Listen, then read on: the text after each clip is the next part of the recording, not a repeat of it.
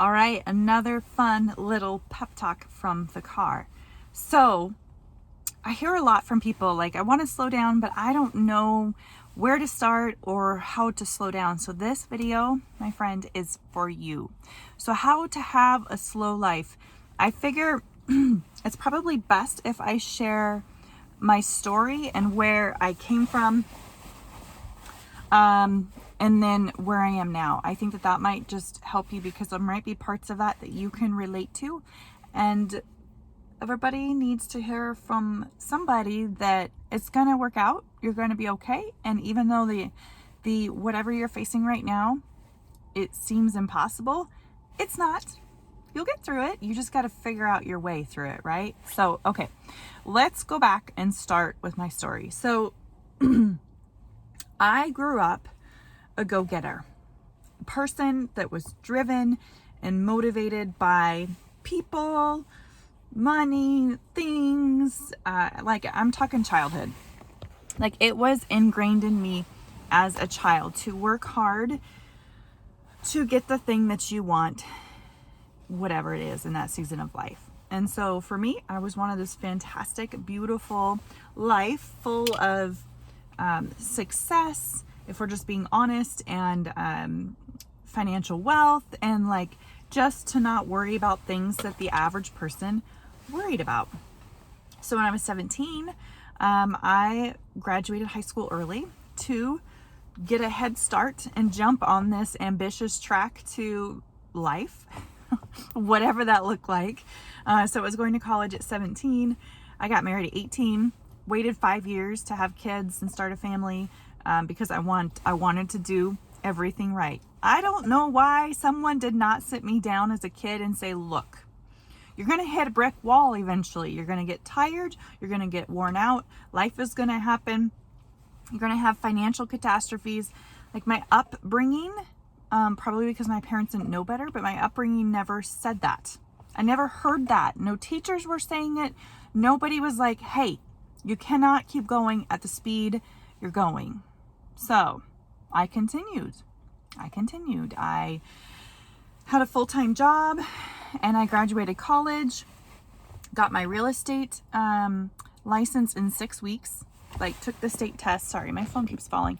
Took the state test and everything, and got my real estate license super, super fast. And then once I had my career, I had my house, I had my degree, no money yet because I was too young, I thought, okay, now it's time to start a family.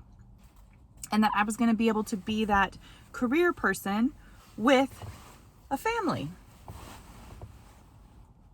It was hard. It was so hard.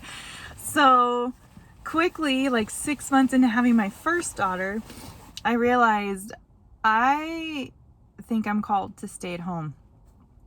And so I put that degree on a shelf and I had 3 girls and I had the awesome ability and feel so grateful to stay home with them for 16 and a half years till I went through a divorce. So here I am, newly divorced now, actually 5 years later, but at the time I was newly divorced. And I was thinking, what the heck do I do with the rest of my life? Because it didn't exactly go as planned. And so at 38 years old, I was actually praying and praying and praying. And I finally realized the life that I actually want is a reverse opposite of everything that I tried to achieve and knew in my younger years, my 20s and into my 30s. My 30s, I started to figure it out, early 30s. But by 38 and definitely by 40, I was ready to get off that rat race of my own thinking inside my head that if it's up to me, if it's meant to be, it's up to me. Like I had faith in everything during that time and in my life since I was 17 years old. I've known God, but it was really hard to like hang that up and go forward. So that's where this video, that's my story. That's how I got to where I'm at. And being single and going through, I think, I don't know for sure, but I think the last 4 years in the world, in the economy, in life, has been the hardest I have ever experienced. I have never been so burned out, so tired, so stressed, worrisome. There's so many nights that I haven't slept just because of the sheer weight of the world. And then I'm carrying the household. Like, I'm carrying us on my own, which is fine. I have God. I'm okay. But to say that, I think everything has to get worse in your life for you to really wake up and be like, this is not at all what I want. And even though the world is saying all these things, I don't have to live in the rat race, in the go, go, go, constantly always busy, trying to accumulate, because we die, guys. We die. We cannot take anything with us. Nothing is guaranteed. Tomorrow is not promised. We cannot take any of it with us. All we can take is our heart and our soul, and that's it. Like, I'm not saying go rack up debt and go and make all these stupid choices and live in sin. Like, that's between you and the Lord. But I've had to switch the way that I think, and a big part of that is I preached, getting out of debt, and some of you are along this new journey, this Call of Purpose journey with me from my older days. And you know what? I don't actually think debt is the enemy anymore. That was just like something that the Lord really had to walk me through in life to realize that it's not the worst thing. If you have a car payment, if you have to take out a credit card, guys, it's not the worst thing. You just try hard to pay it off. And however long your journey or what, like, it's life. There's so many things in life that you cannot control, but life has to keep going forward. So that financial part, of course, I want to be debt free. I want to have tons and tons of money in the bank and my investments full and a healthy retirement. Of course, I want that, but that's not the end all be all. And so I myself personally was really worshiping that process of, okay, once I do this, then I got to do that. And it made the hustle mentality in my mind so much worse, because I was constantly trying to achieve instead of just stepping back, taking a deep breath and being like, here is okay too. This is okay right here. There's so much good going on right here. And I almost missed it. So the title of this video is How to Have a Slow Life.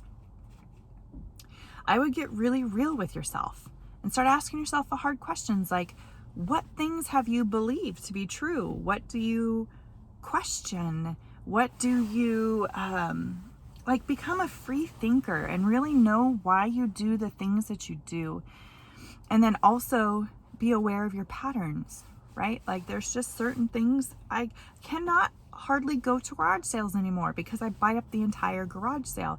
That's something I know, that I need some extra strength in that area.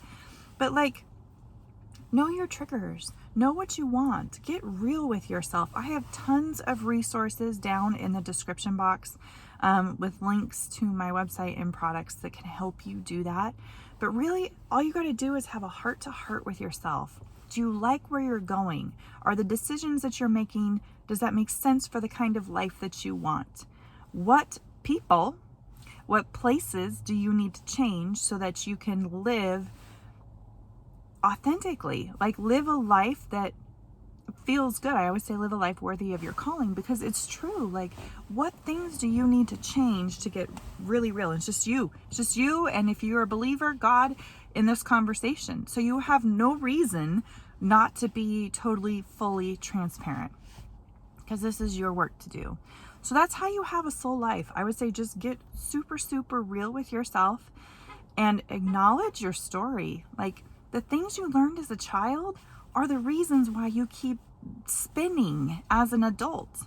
So we got to go back and face those things, fix them, work through them, and then those habits can change. But if you're pushing off that heart to heart that you need to have with yourself, you're just going to continue in that cycle of frustration and stress and insomnia and financial worry and career worries and being in the wrong circle and not being able to speak for yourself. So do that work.